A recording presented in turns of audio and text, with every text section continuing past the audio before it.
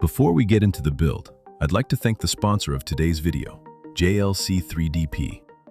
Almost every part you see in this project was printed on my own 3D printers.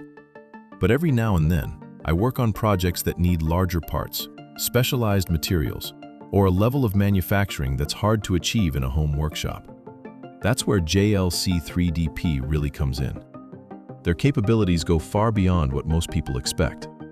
They can produce parts that are over half a meter in size, and they offer a huge range of materials, including standard plastics, engineering resins, and even metal. So, whenever a project grows beyond the limits of desktop equipment, it's nice to have a reliable manufacturing partner ready to take over. I also use another division of the company, JLC PCB, where I regularly order bare printed circuit boards. They also provide PCB assembly, professional 3D printing, and precision CNC machining, making it easy to get almost everything for a project from one place.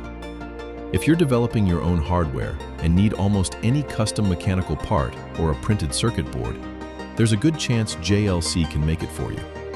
Just upload your 3D model or Gerber files, choose the manufacturing process, set the required options, and place your order.